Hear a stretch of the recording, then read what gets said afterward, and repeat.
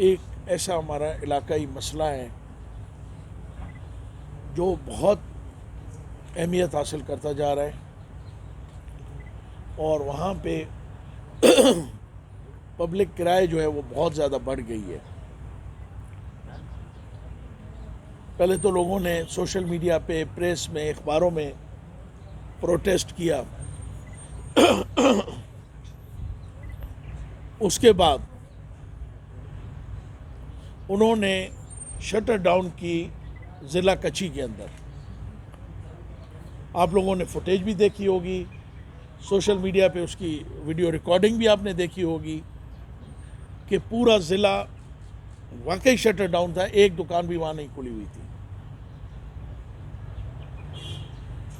मगर क्योंकि यहाँ ऐसी एक बेहस हुकूमत है और ऐसा एक बेहस चीफ मिनिस्टर है जिसने न इसको अहमियत दी और न इसने नोटिस लिया, उसके बाद मजबूरन अहले इलाका को उससे सख्त कदम उठाने का उन्होंने फ़ैसला किया और 16 तारीख को उन्होंने कहा है कि जो नेशनल हाईवे है जैकपवाद से कोयटा को मिलाने वाली, सिंध और पंजाब को कैपिटल से मिलाने वाली, उनके उन्होंने बंदिश का ऐलान किया है। कल वो उसको सुबह उन्होंने, जो मैं देख रहा हूँ मीडिया में, सुबह 8 बजे उन्होंने उसको बंद करने का नोटिस दिया है। हमें पता है कि गवर्नमेंट को तकलीफ हो या ना हो, ट्रांसपोर्टर्स को, लोगों को, सफ़र करने वाले लोगों को, वहाँ पे जो बीमार लोग हैं, ज़रूरतमंद लोग हैं, उनको तकलीफ़ ज़रूर होगी। मगर उसके बावजूद हम इनको इसलिए सपोर्ट करते हैं कि अगर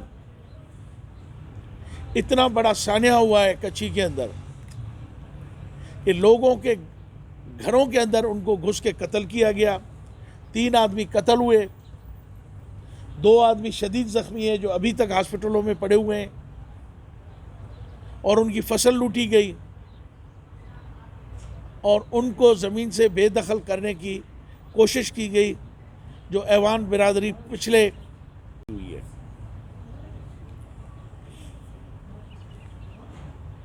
इस प्रोटेस्ट, इस स्ट्रगल का नतीजा एक निकला कि जिस इंतज़ामिया ने वहाँ के डिप्टी कमिश्नर, एसी, तहसीलदार ने एफआईआर उसके ख़िलाफ़ काटी आसिम कुर्द गेलू के ख़िलाफ़ और उसके हवारी और उनके इश्तिहारियों के ख़िलाफ़, चीफ मिनिस्टर साहब ने उन सब को एक दिन के अंदर अंदर ट्रांसफ़र कर दिया। अब क्योंकि चीफ मिनिस्टर साहब जिस सियासत से ताल्लुक़ रखते हैं, जो सियासत वो करते हैं, वो बैसाखियों की सियासत है, वो चंद लोगों की मरहून मिन्नत सियासत है। वो ये समझते हैं कि इन चंद ऑफिसर्स को वहाँ से, डिस्ट्रिक्ट से हटा देने के बाद कुछ लोग आके उनको मिन्नतें करेंगे, उनसे माफ़ी मांगेंगे और कहेंगे कि जी ये हमारे कमाऊ पुत्र वहाँ लगे हुए हैं तो हमारा किचन बंद हो रहा है, इनको दोबारा लगाएं। मगर इंशाअल्लाह ताला मुझे यकीन है अपने लोगों पे भी, अपने दोस्तों पे भी, अपने वोटर्स और सपोर्टर्स पे भी, कितना कुछ कर दिया जाए। ये टाइम हमने इससे पहले भी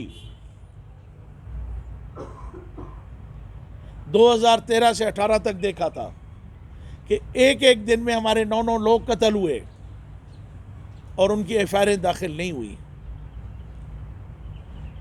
बाद में जाके एक 1.5-2 साल के बाद जाके हाई कोर्ट के हुक्म से वो एफआईआर दाखिल हुई।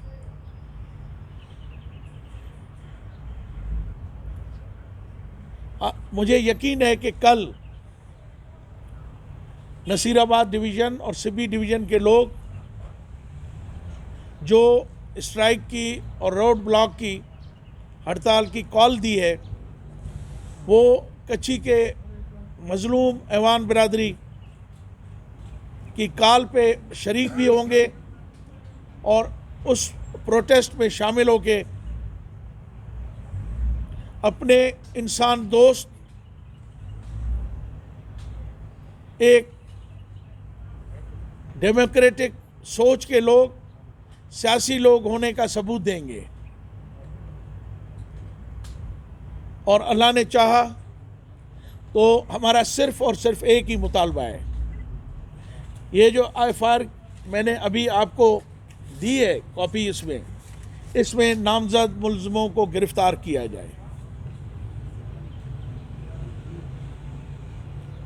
क्योंकि हमसे एक सियासी गलती हो गई कि हमने जाम साहब को सपोर्ट किया और कद्दूस साहब जो है को हम सपोर्ट नहीं कर सके,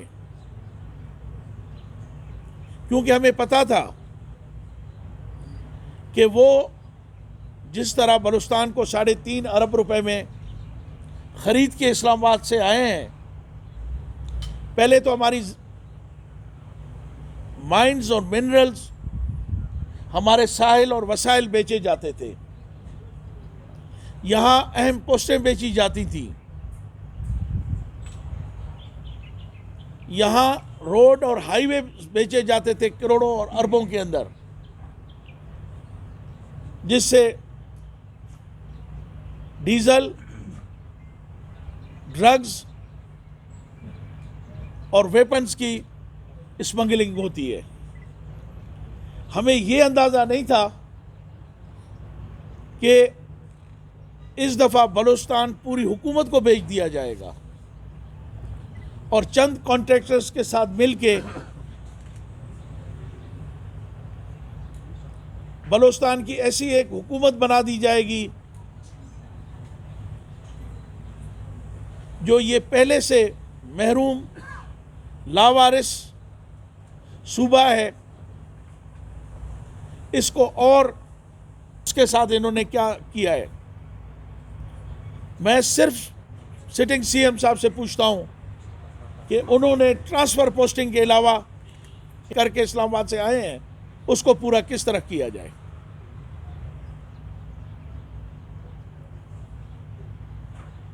और जिस तरह बलूचिस्तान को बेचा जा रहा है, यहाँ एक 17 ग्रेड और 18 ग्रेड के ऑफिसर से का रेट लगा हुआ है।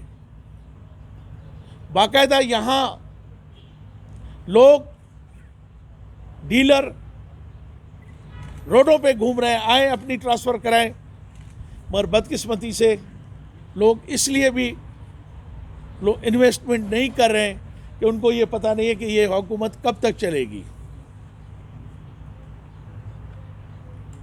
मैं उन बाइख्तियार लोगों से अपील करता हूँ, उनसे दरख्वास्त करता हूँ कि खुदारा बलूचिस्तान पे रहम करें। अगर यही सूरत हाल बलूचिस्तान में रही तो बलूचिस्तान में बहुत संगीन वाक़यात होंगे और उसके नताइज बलूचिस्तान के अवाम तो भुगत रहे हैं, पाकिस्तान और पाकिस्तान के अवाम भुगतेंगे। इस वक्त जो मौजूदा सूबाई हुकूमत है, इसकी एक एक दिन की पाकिस्तान कीमत अदा कर रहा है। जो पाकिस्तान की बात करते हैं, पाकिस्तानियत की बात करते हैं, इस मुल्क की बात करते हैं, वो किधर है इस वक्त? हम जाके कहाँ दाद करें, कहाँ फरियाद करें? क्योंकि असम्बलियों को तो वो अहमियत ही नहीं देते।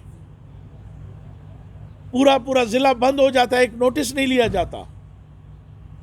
5-5 कत्ल होते हैं, ये देखें।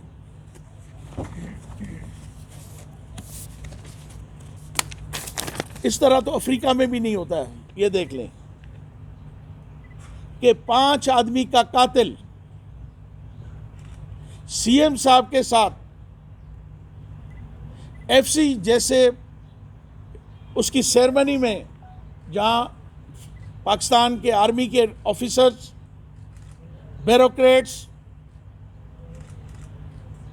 पॉलिटिशियंस, यहाँ सीनियर मिनिस्टर्स को एक तरफ बिठाया गया है, ये देखें, और वो हमने आपको भी दी है, उसकी कॉपी भी आप देख लें, नेट पे चले जाएं।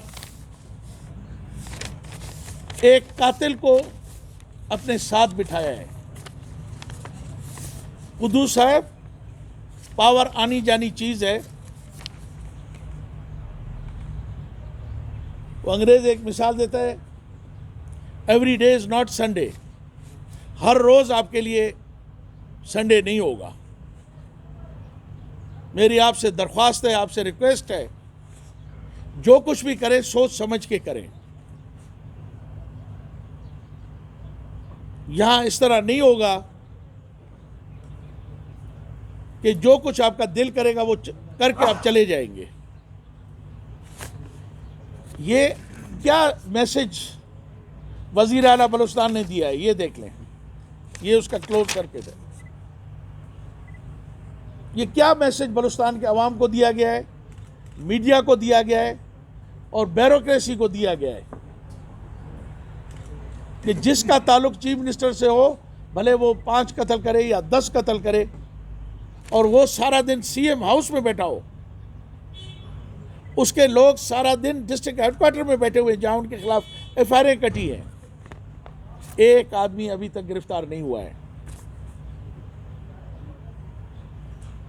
कुछ लोग जिनके पास मुल्क से बाहर नेशनलिटी है, जो इस केस में मुलविस है, उसका सगा भाई गेलू का, वो मुल्क छोड़ के चला गया इंग्लैंड।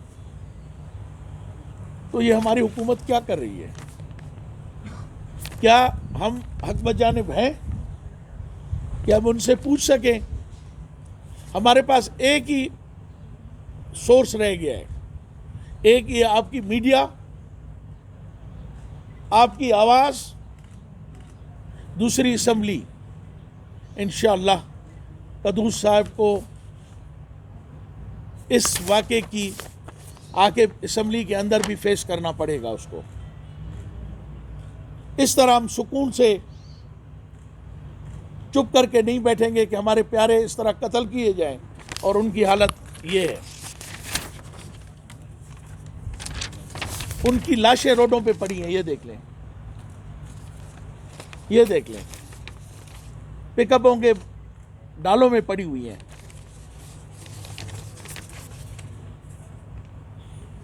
ये देख लें, इनका कसूर सिर्फ इतना था। तो प्रेस क्लब की मुझे दो। उन्होंने क्वेटा प्रेस क्लब में आके दोनों भाइयों ने प्रेस कॉन्फ्रेंस की थी। आपका दरवाज़ा खटखटाया था, आपके ज़मीर का दरवाज़ा खटखटाया था, आपकी इंसानियत का दरवाज़ा खटखटाया था कि खुदारा आप हमारी हेल्प करें, क्योंकि आप वो ताकत हैं कि आपके पास तोप और बंदूक तो नहीं है, मगर कलम की इतनी बड़ी ताकत है कि अगर वाकई आप चाहें तो बहुत कुछ कर सकते हैं।